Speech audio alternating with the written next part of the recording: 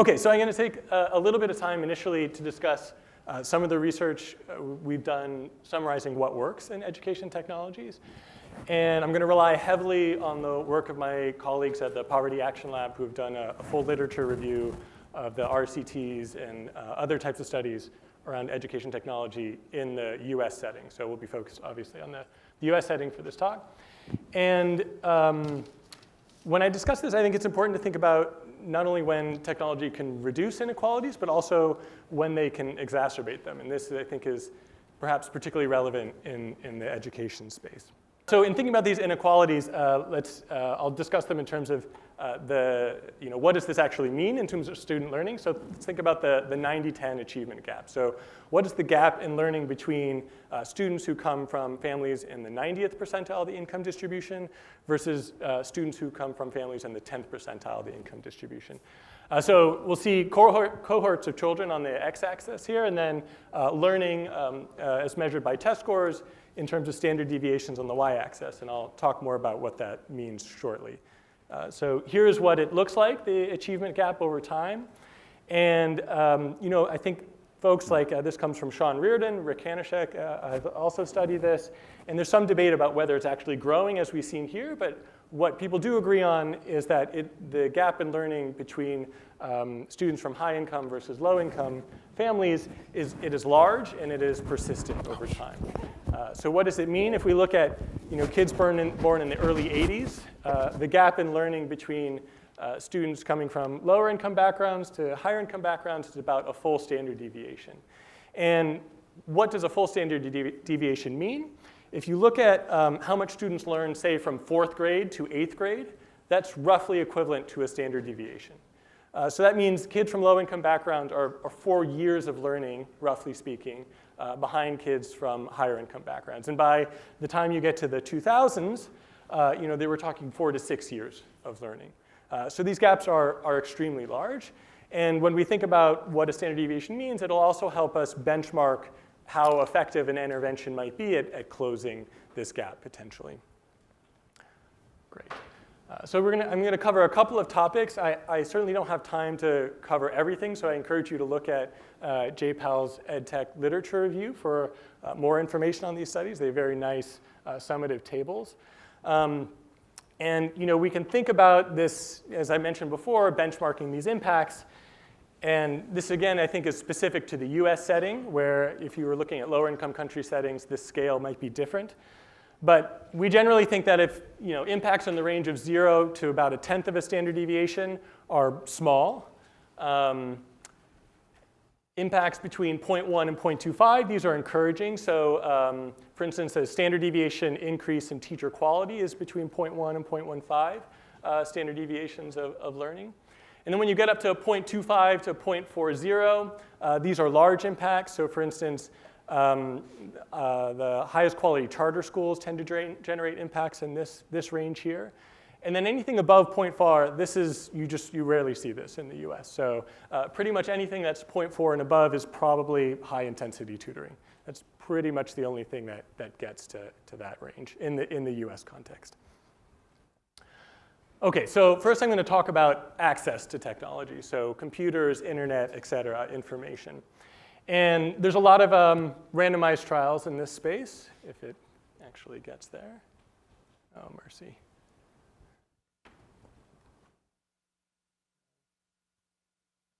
Okay, so we can look at computer provision. There's been several randomized trials about this. Rob Fairley at UC Santa Cruz, Jonathan Robinson, they did a randomized trial providing computer access in K-12. They found no impacts on learning there, but Rob has done other studies providing computer access to students in community colleges, found some more promising evidence there. And one caveat to this is there could be impacts on other outcomes we care about, like computer skills, but that would obviously be longer run to look at.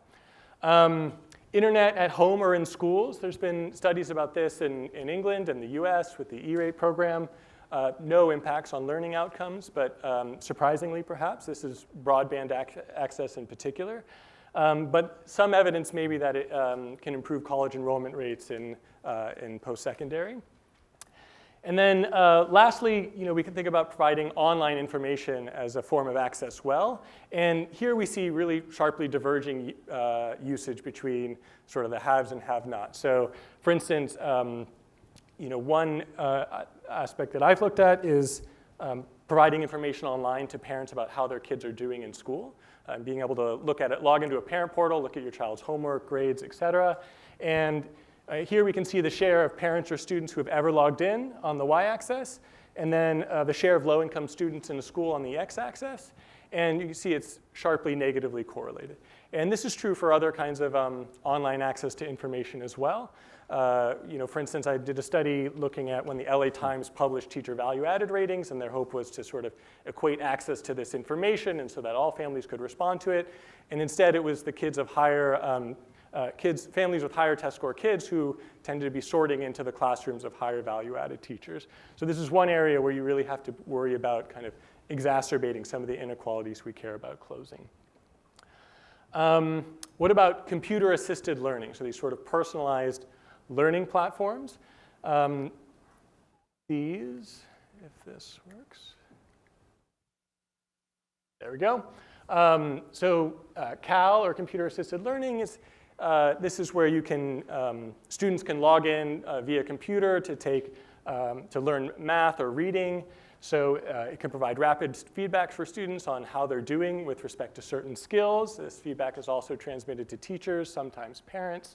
It has the advantage of being scalable, but also, I think people tout this adaptive content feature. And what this means is that teachers are often teaching classrooms with a wide variety, students with a wide variety of abilities. And so it's hard to target instruction in these classrooms.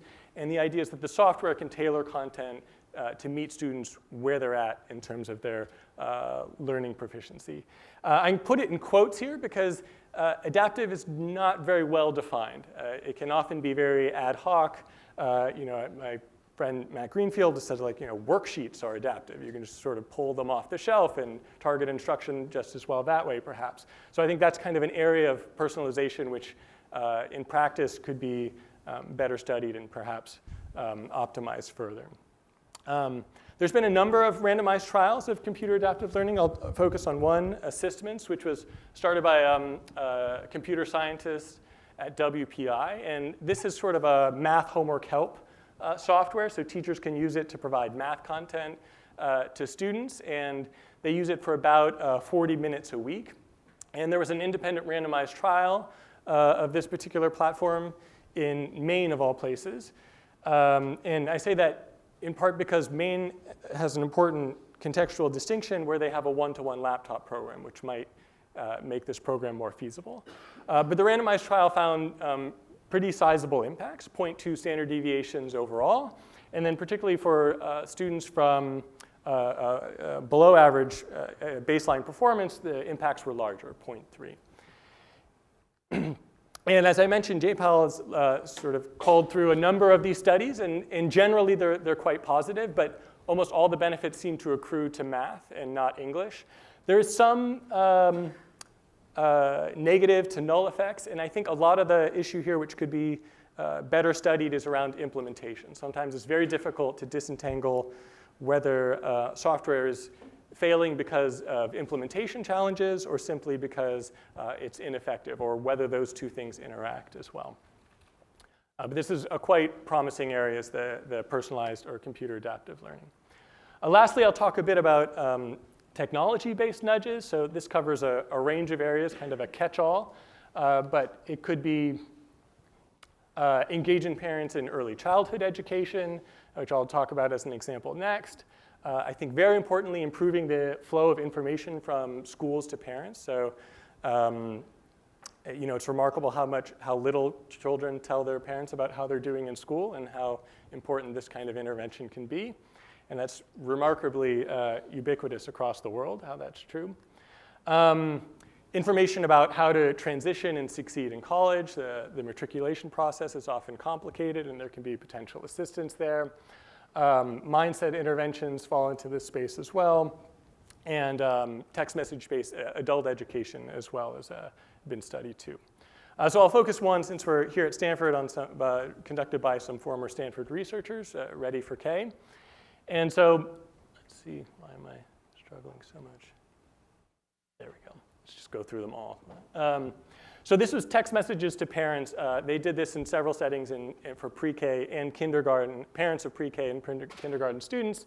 And they would send these facts about how important early literacy was. That's what they're focusing on, was literacy skills. They'd provide tips about what can parents do to help their children learn literacy and fluency.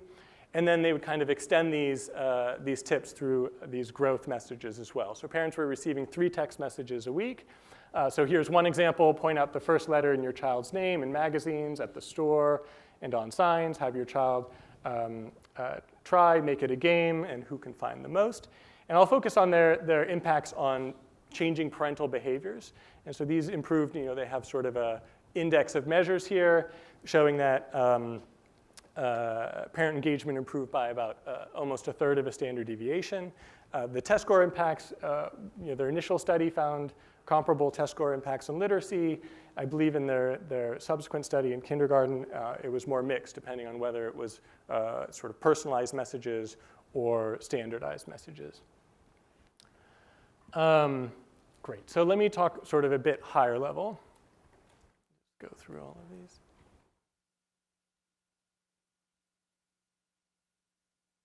There we go.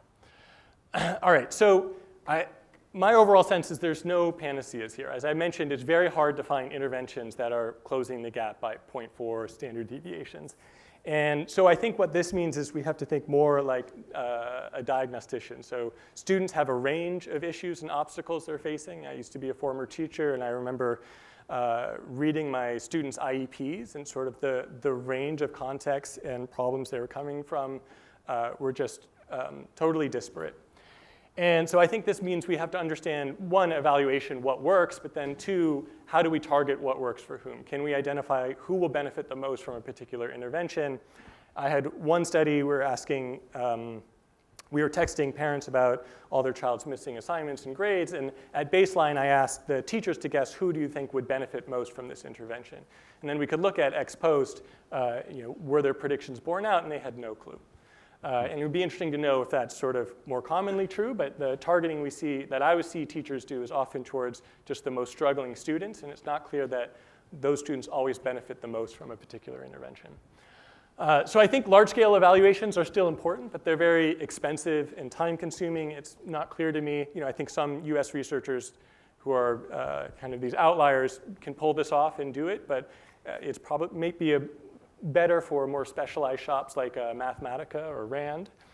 And I'd say one other piece that we lack research on, and particularly in terms of randomized controlled trials, is how do we make sure that something, particularly education technology, are implemented with fidelity? We really don't know as much about that space. I think it's something much better studied in the lower income country context around health and other technology products, but not so much in the US. I think a faster path to innovation, sort of just harping on the same themes of the conference here, is through these researcher platform partnerships. And I think we can leverage these platforms to use their data, test new ideas, and then scale it across their existing distribution networks. And I think the idea is that, my experience, we're often bringing philanthropic dollars for like a one-time fixed grant to do the development work, and then the low variable costs allow the company to sustain it subsequently over time. So a couple of examples of this from my work, going back to the gradebook platform, which saw this disparate usage by low-income and high-income families. Well, in my original study, I was texting out this information by hand over the weekends, but it's not that advanced technology to scrape this information from the learning management systems, get the SIS data to use to get students' names and phone numbers, and then use Twilio's API to pre-populate text messages and push them out automatically. So we did this to improve these school-to-parent information flows. And we had 3 types of alerts that we integrated onto an existing learning management systems platform. So we had, there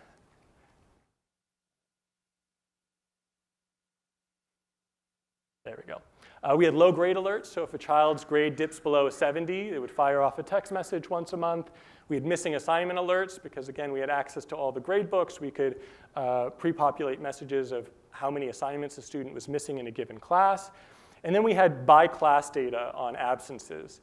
So students are about twice as likely to miss an individual class as they are a full day, and so we could text those out weekly as well. And we found that this had significant positive impacts, if I can still manage to advance the slide somehow. I don't know where the receiver is for this. Right here. There we go. So we sent out 32,000 text messages across 22 schools for about $60. We reduced course failures by about a third, boosted class attendance by 17%. We had, in my original study in LA, where it was me punching out text messages, we improved GPA by about 0.2 of a standard deviation and by about 1/10 in the more scaled up study. And then we're talking with existing companies to leverage their distribution networks to scale this up. So speaking with one of the largest providers of text messages between schools and parents, the second largest learning management system, and as well as an attendance platform as well. I'll just give one last example here, that we can use their data for other things. Once we have this information, we have by-class attendance information, so we worked with the platform, we could do this social network analysis of who skips class with whom. So here's this graph here identifying which students skip class with other students. And we could test, we had layered this intervention on there where we were randomizing these alerts to parents, and we could see, did the intervention spill over onto students in their network. So if Hunt and I skipped a lot of class together, my parents are receiving the text messages, is Hunt now more likely to attend class now as well? And we did find these significant spillovers there. And we used work by Susan, both for estimation and inference, to see if we could, in theory, target these kinds of attendance interventions more cost effectively. All right, one last example coming from the housing space, and I think this speaks to the sort of high fixed cost, low variable costs. This platform, GoSection8.com, provides housing listings for low-income families. So you could think of it as like a Zillow for Section 8 recipients. And importantly, Zillow and Trulia, they provide information about neighborhoods like school quality, great schools ratings, et cetera. GoSection8 was not. They provided a walk score and nothing else really about the neighborhood. So we raised some money and got them to randomize the addition of school quality information onto their listings. And what we worked with then the Department of Housing and Urban Development to see if we affected how families search for housing and where they ultimately moved. And so we found that they did move to areas with better schools. And this, because these ratings were so closely tied to the SES of the schools, it was also reducing the segregation in the schools. And the platform, once they had paid for the development costs, scaling it was easy. So now you can go on the website. We've added other search features, and it's scaled to everybody on the platform. And we can work with them now. We're trying to A/B test different information, value-added, test score levels, et cetera, and exploring whether we could kind of suggest certain listings to them based on their prior search behavior as well. So I'll finish up maybe with a point that Tori and others can expand upon, if I can actually continue to advance the slides. I don't know why this is so difficult. Here we go. Wonderful. All right, I'll just go to the end. I think why are some obvious innovations left on the table? For instance, adding school quality information or improving school-to-parent parent information flows. The EdTech marketplace is atypical in some respects. I think others have mentioned it in some spaces, but the end users are not the ones in charge of procurement. And I think this can leave some obvious benefits on the table. And the incentives are not well aligned here. So often EdTech is focused around administrative pain points, which crowds out student needs. I talk to my friends in this space, and they're sort of getting this constant flow of requests for crap features on their LMS rather than, we could just easily program some text messaging features on here, which have proven benefits. I think the incentives are often tied to inefficient inputs as well. Just one obvious one is compliance. And then school district leaders, they often care more about the perception of efficacy than the reality of it as well. So this speaks to how much do they actually value evidence-based interventions. I think it's maybe a mixed bag there. So how and where can we innovate in this space? I mentioned one way. I'll be interested to hear Tori and Amy's thoughts on others, and I'll stop there. Thanks.